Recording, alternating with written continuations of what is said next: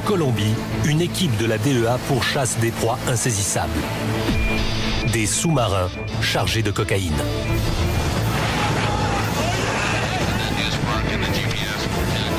Récemment encore, c'étaient des engins efficaces mais rudimentaires. Des semi-submersibles incapables de plonger entièrement sous l'eau.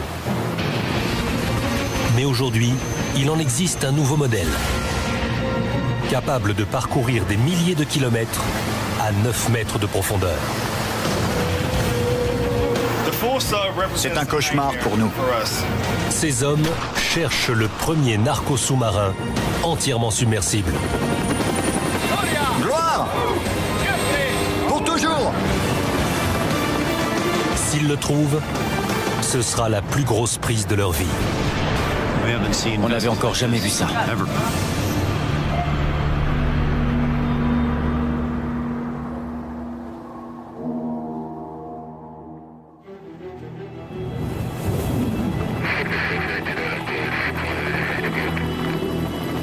L'apparition des narcos sous-marins en Colombie est le dernier épisode en date d'un jeu de cache-cache qui oppose les trafiquants de cocaïne et les forces de l'ordre depuis des décennies. La drogue a d'abord été transportée par des mules, qui ne pouvaient en convoyer que de petites quantités. Puis, il y a eu les hors-bords. Mais ils ont été mis en échec par des hélicoptères dotés de tireurs d'élite capables de détruire leur bloc moteur. Aujourd'hui, les semi-submersibles optent pour la discrétion plutôt que la vitesse. La cocaïne alourdit ces vaisseaux, dont seule la cabine de pilotage reste visible au-dessus de l'eau. On en a déjà intercepté plus de 30 en Colombie. Mais depuis peu, les saisies ont sensiblement diminué, sans que nul ne sache pourquoi. Cela pourrait être en rapport avec la dernière trouvaille des barons de la drogue. Des navires capables de s'immerger complètement. Nous recueillons actuellement de nombreuses informations qui indiquent que les narcotrafiquants imaginent et construisent ces vaisseaux ici, en Colombie. À la tête d'une équipe de la DEA, l'agence américaine de lutte contre la drogue, Misha Piastro traque ce qui pourrait être le premier narco-sous-marin colombien entièrement submersible. Ce que nous voulons, c'est couper court à ce phénomène avant qu'il s'enracine et prenne de l'ampleur.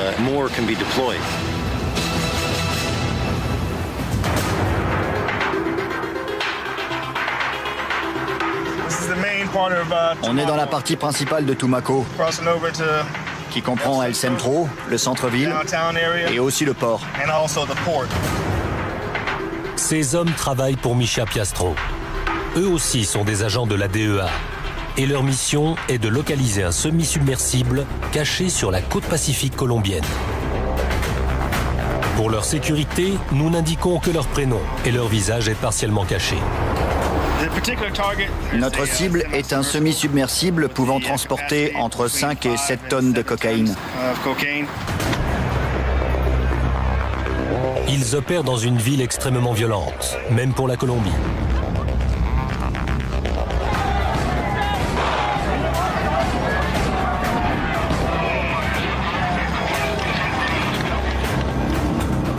Sur la côte pacifique, dans le sud-ouest du pays, Tumaco est le terrain de chasse privilégié des agents de la DEA à la recherche de narcos sous-marins.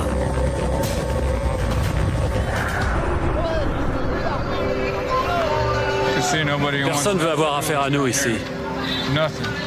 Allons voir dans cette ruelle. Ce quartier est tellement dangereux que même l'armée colombienne ne s'y aventure pas après la tombée de la nuit. J'ai pas peur, parce que quand les gens savent que vous avez peur, ils en profitent.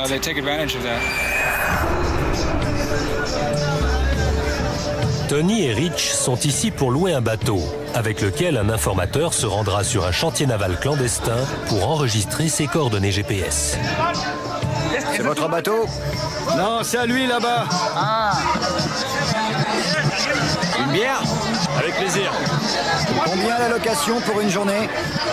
Vous voulez aller où? Dans un endroit spécial.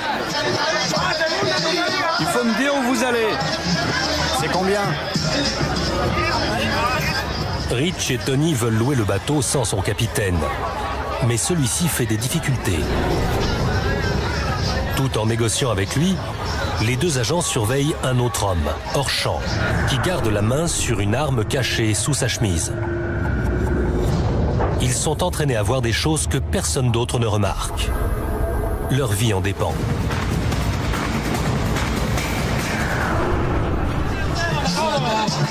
Je vous facture la journée entière et vous payez l'essence. 150 pesos. Je le veux sans capitaine. D'accord, ça marche. Allô? Soudain, Rich reçoit un appel. Ouais. On est en train de te chercher un bateau. C'est leur informateur. Ils partent le retrouver.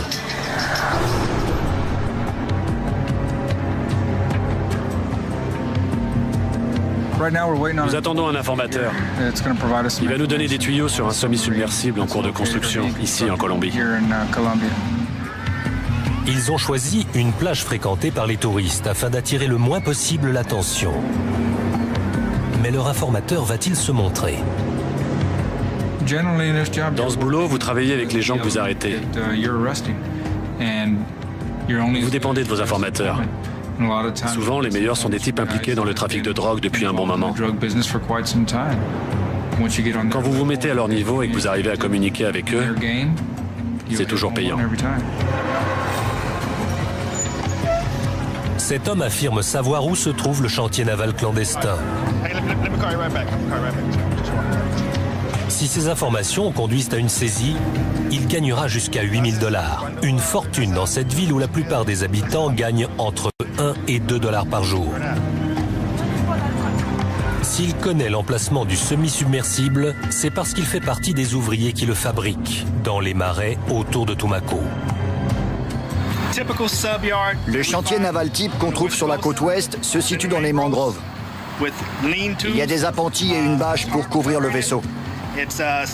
On ne distingue rien sur les images satellites. C'est très discret. En plus de fournir un abri, les mangroves sont proches des laboratoires de cocaïne et offrent de multiples voies d'accès vers le Pacifique. Rich et Tony emmènent leur informateur en haut d'un immeuble industriel, à l'abri des oreilles indiscrètes. Faut combien de temps pour fabriquer un sous-marin? Longtemps. À peu près 4 mois.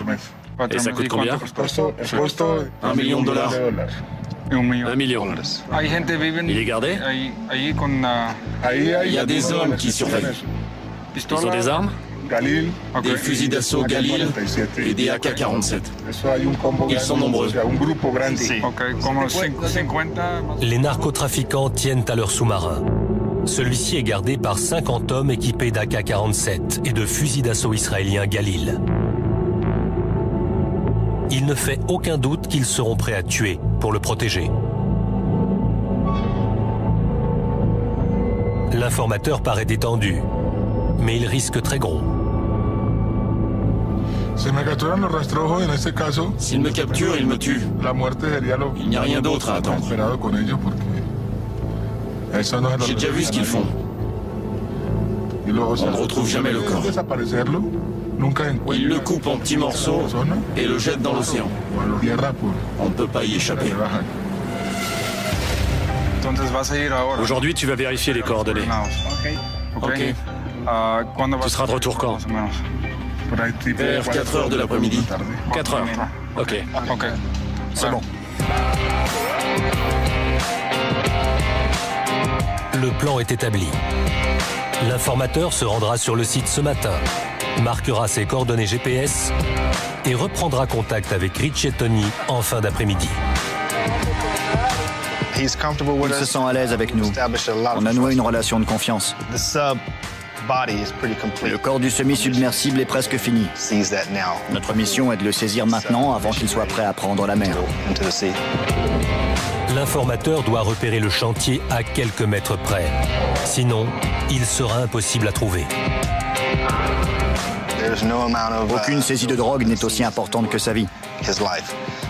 On lui a dit que s'il ne le sentait pas, il devait laisser tomber. On le fera un autre jour.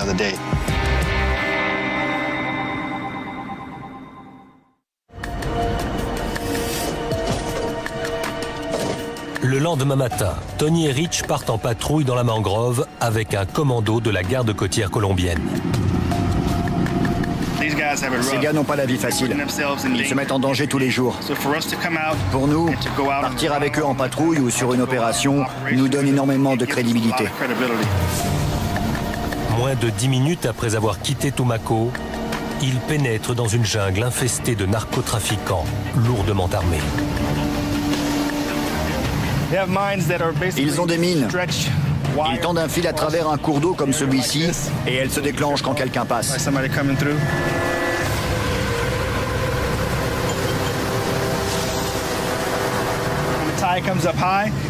Quand la marée monte, ils peuvent facilement faire sortir leur semi-submersible. C'est très difficile de trouver ce que vous cherchez, même en ayant les coordonnées. Vous pouvez passer à 150 mètres d'un semi-submersible, d'un bateau ou d'un chantier de construction sans les voir.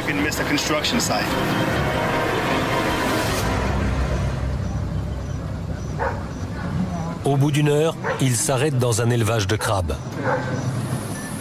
Le semi-submersible dont leur informateur leur a parlé se trouve dans ce secteur.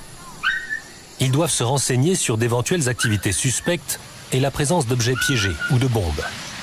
Vous travaillez depuis quand ici? Depuis que je suis né. C'est beau ici. Ouais. Les habitants affirment tout ignorer des narcotrafiquants. Même s'ils savaient quelque chose, ils ne diraient sans doute rien. À la nuit tombée, l'informateur n'a donné aucun signe de vie depuis plus d'un jour. À sa dernière position connue, il se dirigeait, lui ou son cadavre, droit vers l'océan. Je m'inquiète un peu parce que je n'ai pas de nouvelles. Il n'y a peut-être pas de réseau là où il est. On ne sait pas, et c'est ça le pire, ne rien savoir. Sans leur informateur et les coordonnées GPS qu'ils devaient fournir, ils ne trouveront jamais le semi-submersible. Mais le mentionner, même à cette unité d'élite de la marine, est impossible. Ici, mieux vaut ne pas être trop bavard. Les narcotrafiquants sont très riches en Colombie et ils ont largement infiltré les forces de l'ordre.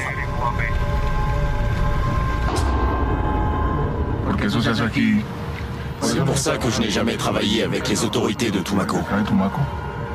Parce qu'avant, quand vous collaboriez avec elles, elles vous livraient aux narcos.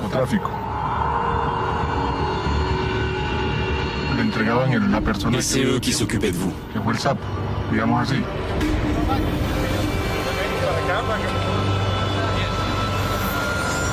Ce soir, la vie de Rich et de Tony est entre les mains de ces soldats. Pour l'instant, ils doivent tenir leurs informations secrètes.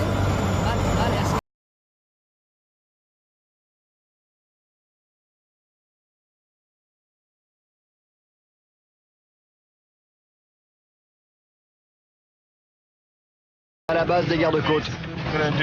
On va inspecter 2 semi-submersibles qui ont été saisis. On vient ici régulièrement. On commence à connaître le personnel. Moi, il m'appelle Gringo Lindo. Ou plutôt, le brun efféminé.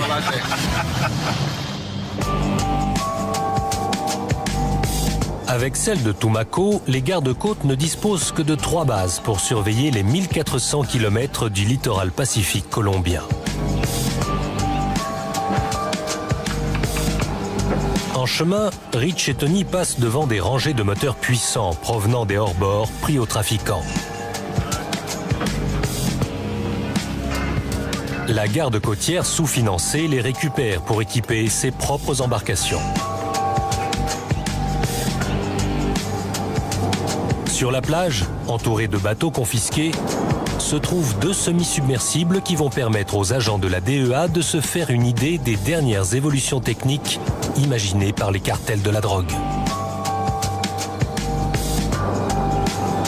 Celui-ci a été saisi avec plus de 7 tonnes de cocaïne à bord. Valeur à la revente, 250 millions de dollars. Je vais voir à l'intérieur. C'est pas grand. Non. Vérifie qu'il n'y a pas de serpent.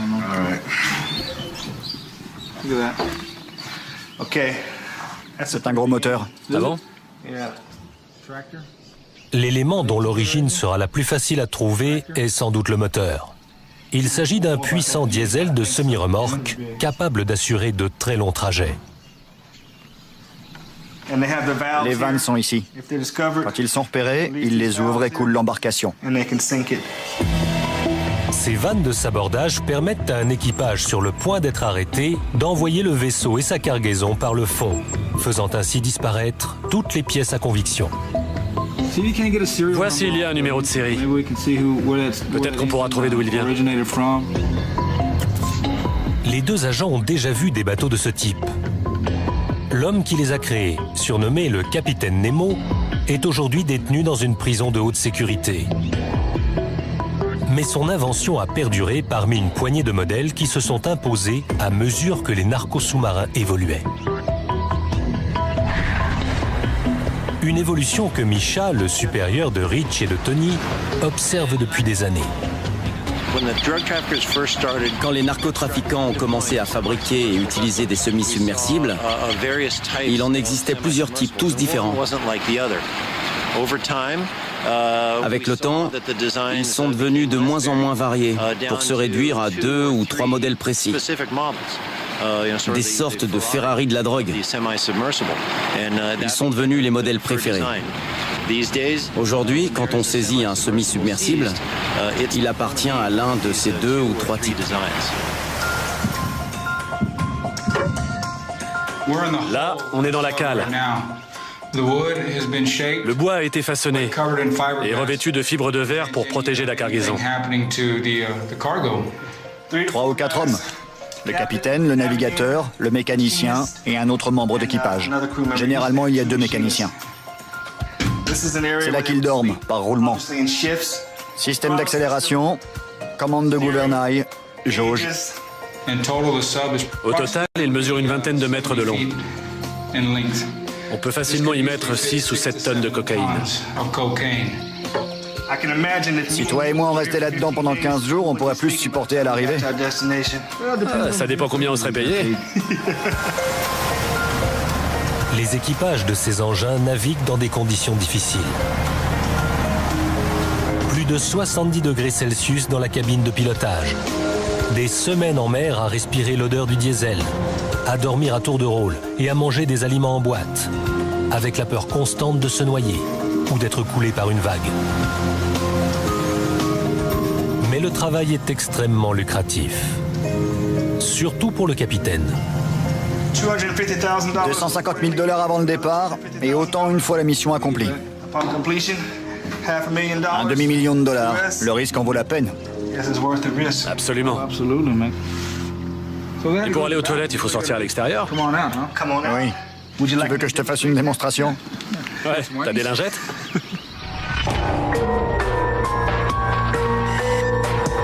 La visite de la base leur a donné une image précise du sous-marin qu'ils cherchent.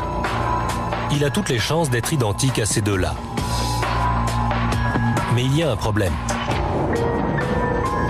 Leur informateur a disparu depuis 3 jours. S'il ne refait pas surface, toute l'enquête tombera à l'eau.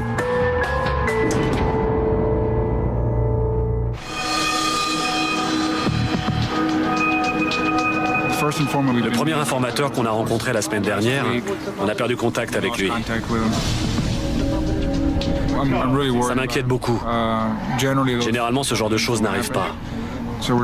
On croise les doigts. On va continuer à essayer de le joindre et demander à certains de nos contacts à Tumaco s'ils peuvent le localiser.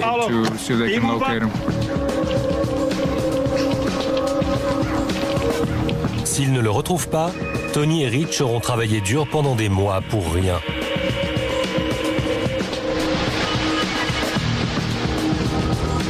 Ils doivent attendre, en espérant que l'homme est toujours en vie. Il y a des hauts et des bas. Faut l'accepter et espérer que tout ira bien. On va attendre la fin de la journée et voir ce qui se passe en espérant que les choses vont se concrétiser.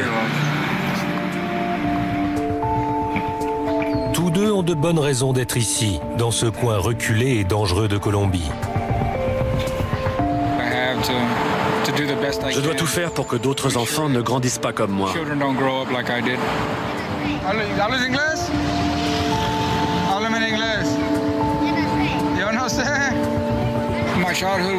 Toute mon enfance, j'ai vu mes parents faire des allers-retours en prison. Et aussi d'autres membres de ma famille. Ils étaient toxicomanes. J'ai vu l'impact que ça avait sur notre communauté, tout le stress que ça a provoqué et comment ça a détruit notre famille. Je veux faire de mon mieux pour éviter à d'autres enfants de vivre la même chose.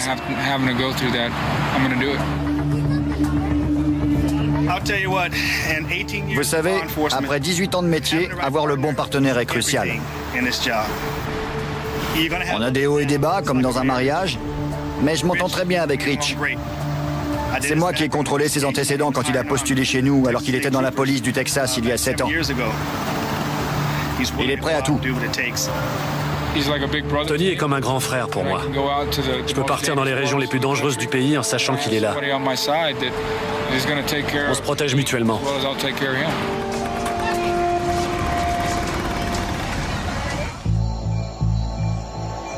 À la fin de la journée, surprise. Après 3 jours de silence, leur informateur réapparaît. Qu'est-ce qui se passe? Je viens d'avoir un appel de l'informateur. Il va venir ici, on va finaliser les plans et essayer de le faire partir en bateau demain pour repérer les coordonnées du chantier.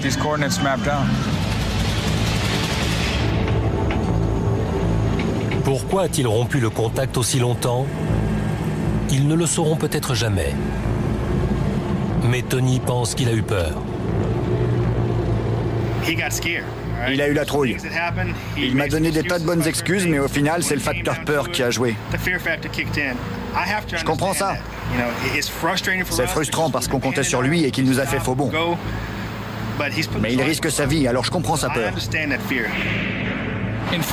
Les informateurs sont généralement des deux côtés à la fois. On ne peut jamais se reposer uniquement sur leurs témoignages ou leurs dires.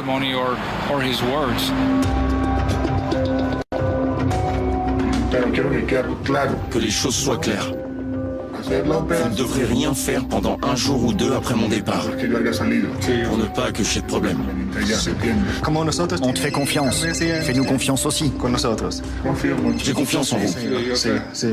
Ma femme m'appelle. Ok. C'est elle le patron. Elle veut prendre de mes nouvelles. Je vais lui dire que je suis en réunion. Perfecto. On est toujours sur le fil. Parfois, on a aussi besoin d'un peu de chance. Demain apportera d'autres questions et d'autres problèmes. Le climat est imprévisible ici. C'est quelque chose qui peut nous gêner énormément. La marée va être un facteur important. On espère que tout se passera pour le mieux. Si tout va bien, l'informateur devrait établir les coordonnées du chantier de construction demain à l'aube, ce qui permettra à la DEA et à l'armée colombienne de conduire une intervention commune.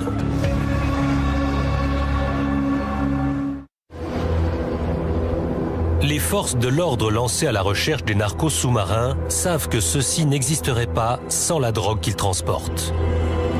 C'est pourquoi, tandis que Rich et Tony attendent que leur informateur accomplisse sa mission, une autre équipe de la DEA à Tumaco prépare un raid sur un laboratoire de production de cocaïne.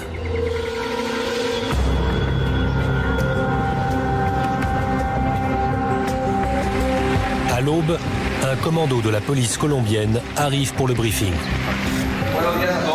Bonjour tout le monde. Aujourd'hui, nous allons mener une opération baptisée Marlon One. Des agents de la DEA et des conseillers américains sont là. Ils font partie d'une équipe d'élite, les Runglas, chargés de repérer et de détruire les labos clandestins dans la jungle. Aujourd'hui, la cible est de taille. Des installations multiples capables de produire chaque jour 400 kilos de cocaïne, d'une valeur de 14 millions de dollars. Elles appartiennent au Rastro-Ross, le groupe qui construit le semi-submersible cherché par Tony et Rich. En ce qui concerne les Rastros, nous avons le célèbre patron du crime, Norbert Saria Garcia, alias Apache 5. Il dispose d'environ 120 hommes dans différents secteurs de notre zone d'opération.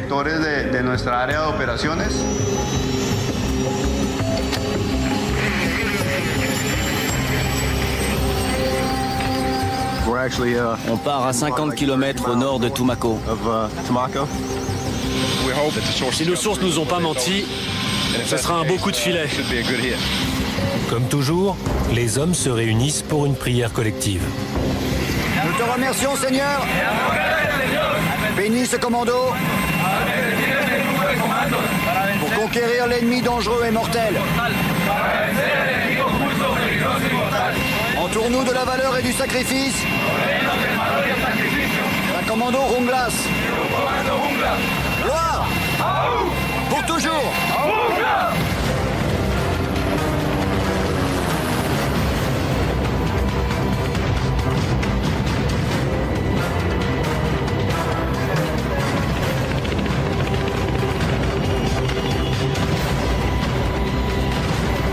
Il faut 30 minutes en hélicoptère pour rejoindre le site, à condition de le trouver. Comme pour les sous-marins, avoir un informateur est essentiel pour localiser les labos de cocaïne. Mais celui-ci n'a jamais volé en hélicoptère et a du mal à repérer l'installation. Il est peut-être désorienté ou tout simplement effrayé. Parfois, il arrive que l'informateur ait du mal à s'orienter d'en haut. Il a l'air de plus savoir où il en est. On va continuer à chercher pendant 10 minutes. Ensuite, on devra retourner à la base.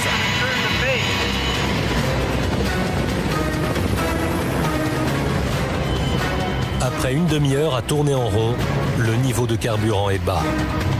Le pilote décide d'abandonner et de rentrer.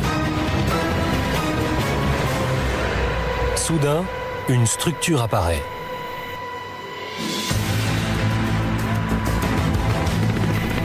Le premier Black Hawk descend pour mieux voir, au risque d'essuyer d'éventuels tirs de lance-roquettes, tandis que le second le couvre en restant hors de portée. L'aire d'atterrissage est trop dangereuse pour que l'appareil s'y pose. Il faut descendre en rappel, parce que la zone d'atterrissage n'est pas sécurisée et qu'il peut y avoir des forces ennemies.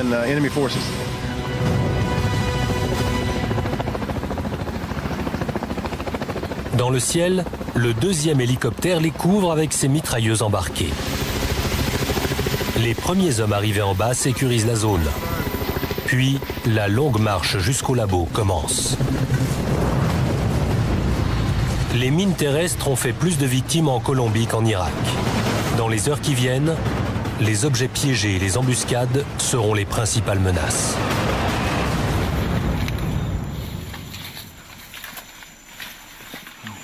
On se dirige vers la cible, dans une zone non sécurisée.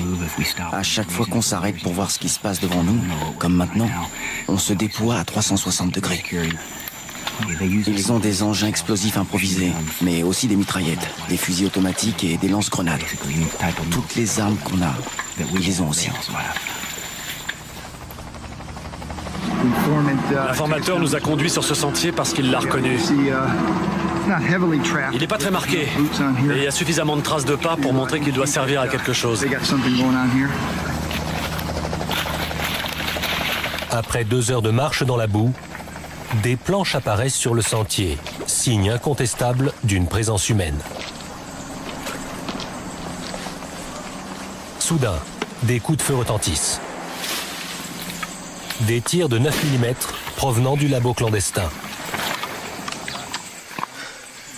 Les derniers trafiquants restés sur place espèrent ainsi retarder le commando et avoir le temps de s'enfuir dans la jungle.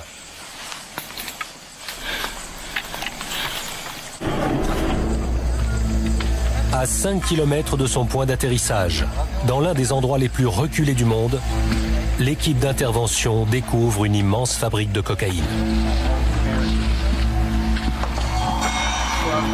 Tout a été acheminé ici à dos d'hommes ou de mulets, y compris les bidons de produits chimiques destinés à la fabrication de la drogue. De l'acétone. Une lampe de poche encore allumée montre que les occupants ont quitté les lieux précipitamment. Il y a des vêtements suspendus. Ils étaient là pendant qu'on approchait. Ils commencent le processus de filtration avec ce tissu. Ils le posent et versent la substance dessus. Puis ils pressent pour que la substance passe à travers et puisse être récupérée. Il y a l'électricité ici. Ces interrupteurs commandent la lumière dans les différents bâtiments, notamment celui où on va aller maintenant.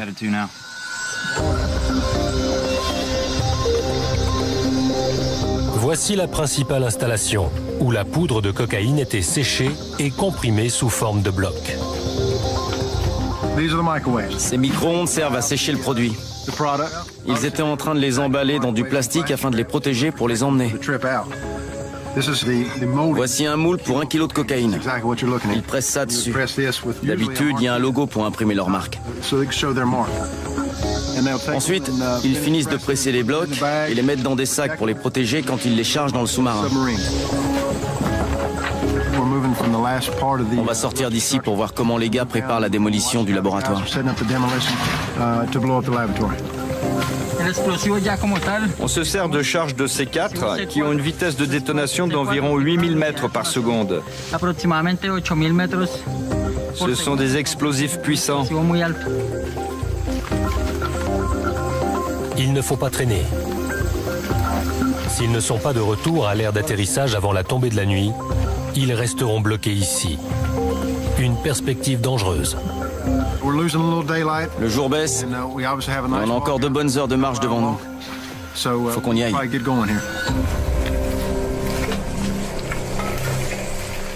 Si les trafiquants les surveillent, ils savent quel chemin ils prendront au retour et pourrait y avoir posé des mines ou des objets piégés.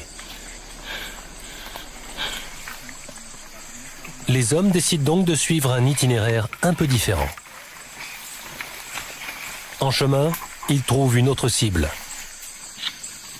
Il s'agit d'une raffinerie clandestine qui fabrique certains des produits chimiques utilisés par le laboratoire de cocaïne.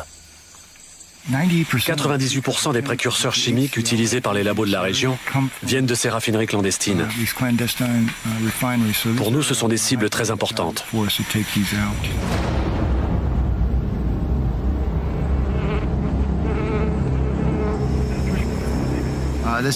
Cette raffinerie illégale profite du pipeline transandin, un pipeline de 300 km qui va des champs de pétrole du Putumayo jusqu'au Pacifique. Ils détournent le pétrole du pipeline et l'achemine ici, dans la jungle. Ils ont un four qui chauffe et sépare le pétrole pour qu'il se condense. Ensuite, ils mettent les produits dans des barils de 200 litres. Ils les transportent jusqu'à la route pour les vendre aux narcotrafiquants pour leur labo de cocaïne. Pour eux, c'est du pur profit. Ce type d'opération rapporte sans doute davantage que la production même de cocaïne.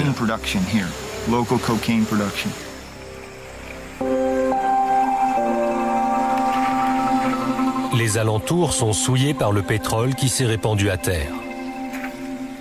Vous avez vu la jungle qu'on a traversée? Une jungle préservée, le poumon de la Terre. Et maintenant, vous avez toute cette activité qui a lieu ici. C'est la 28e raffinerie clandestine que les Runglas détruisent cette année.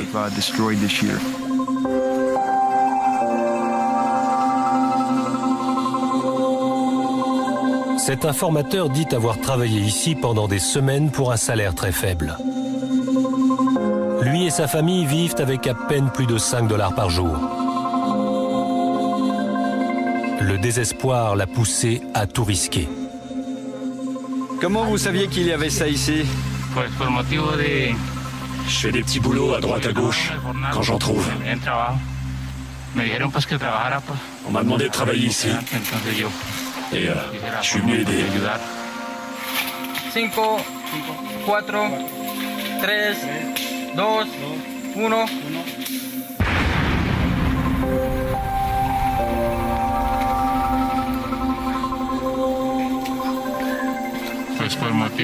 C'est dangereux d'être ici. On peut me voir et me prendre. Si ça arrive, je suis foutu. Les propriétaires de cet endroit opèrent en dehors de la loi. Je tiendrai même pas 2 jours. Ce serait fini pour moi. Adieu. On me mettrait dans un trou.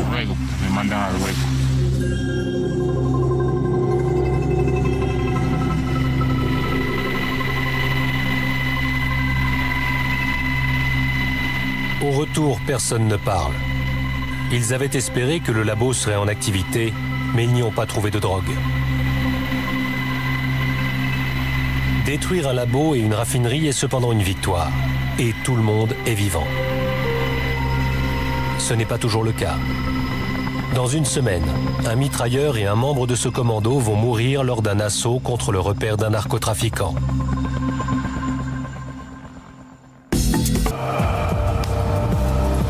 À Tumaco, les nouvelles ne sont pas bonnes.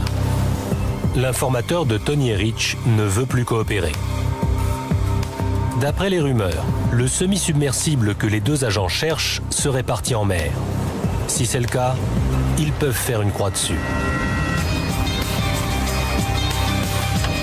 Mais ils ont à présent une autre cible, encore plus importante. Un narco sous-marin entièrement submersible.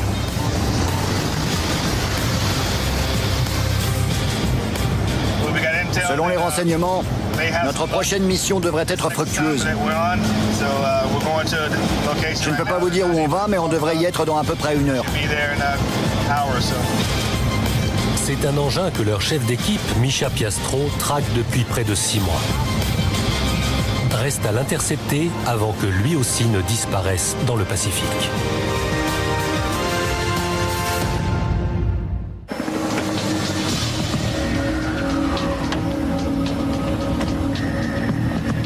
Le semi-submersible de Tony et Rich leur a échappé.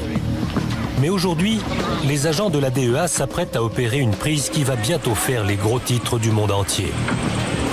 Le premier narco sous-marin entièrement submersible de Colombie a enfin été trouvé. La force d'assaut a frappé il y a seulement quelques heures, menée par une unité d'élite de l'armée colombienne tellement soucieuse d'éviter les fuites qu'aucune caméra n'a été autorisée lors de l'attaque.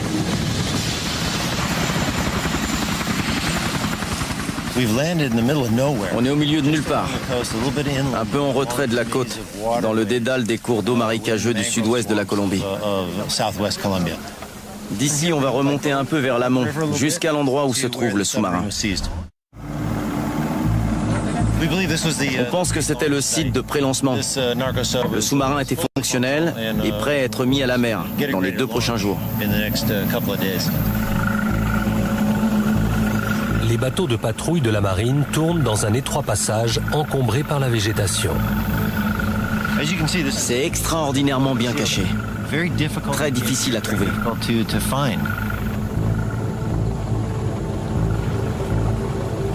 Moins de 45 mètres plus loin, des signes d'activité humaine commencent à apparaître. On voit quelques cabanes, des ordures. L'infrastructure est très rudimentaire. Il n'y a rien ici.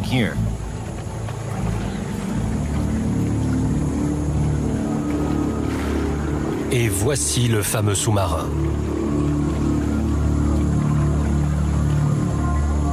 Misha traque les narcos sous-marins depuis des années.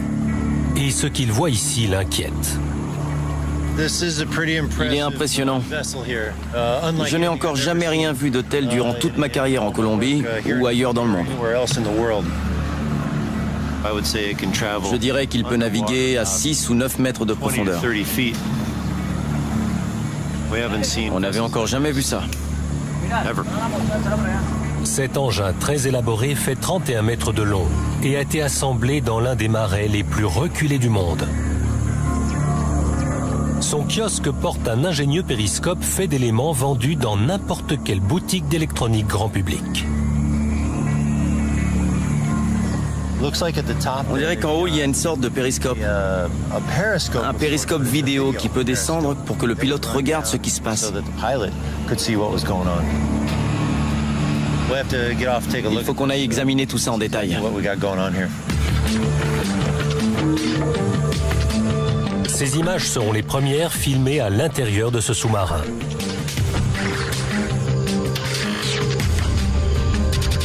Il n'a rien à voir avec les semi-submersibles rudimentaires et exigus saisis jusqu'à présent. Comme vous le voyez, pas besoin de se baisser pour se déplacer. Je tiens debout sans problème. Il y a beaucoup de place. C'est bien différent. Les enquêteurs colombiens et américains explorent les lieux en observant les moindres éléments. Le poste de pilotage surélevé donne accès au périscope et dispose d'une chaise de bureau pour le pilote. Ce moteur Yamaha fait avancer le vaisseau à la surface.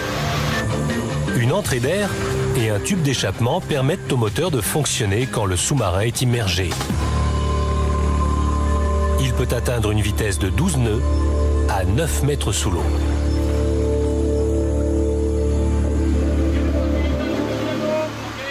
L'engin plonge grâce à plusieurs chauffe-eau modifiés. Quand le capitaine veut s'immerger, il les remplit d'eau de mer, dont le poids fait s'enfoncer le vaisseau dans l'eau. Pour refaire surface, ces réservoirs bleus envoient de l'air comprimé dans les chauffe-eau pour en chasser l'eau et faire remonter le sous-marin.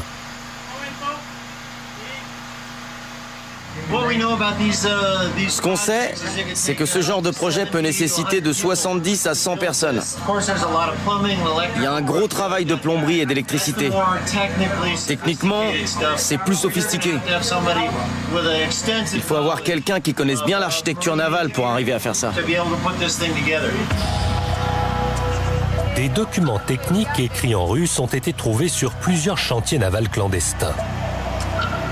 Ce sous-marin a peut-être été construit par un spécialiste étranger. Leur capacité à recruter des ingénieurs montre combien les trafiquants sont riches et déterminés. Un navire qui peut plonger sous l'eau est un navire techniquement très sophistiqué. Pour fournir ce service, des spécialistes sont donc recrutés par ces organisations. On dirait le centre de communication. Il y a une radio HF, un GPS pour la navigation avec un clavier. Contrairement au semi-submersible, ce sous-marin est construit en pensant au confort de l'équipage. Il possède l'air conditionné, 4 couchettes dans une cabine séparée et même des toilettes.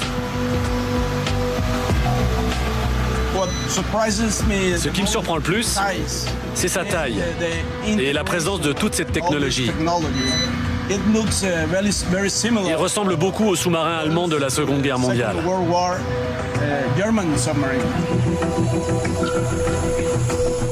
Ce vaisseau pouvait offrir aux trafiquants des années de service en convoyant le long de la côte pacifique des cargaisons de cocaïne d'une valeur de 250 millions de dollars chacune.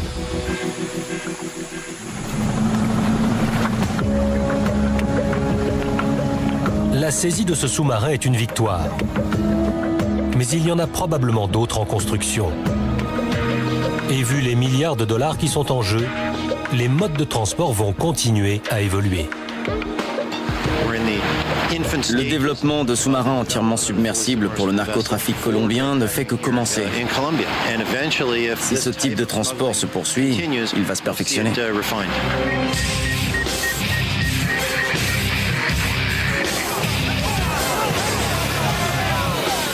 Pour chaque sous-marin saisi, combien passe entre les mailles du filet? Personne ne le sait vraiment. Ce qui est sûr, c'est que les agents de la DEA continueront à les traquer, sans relâche.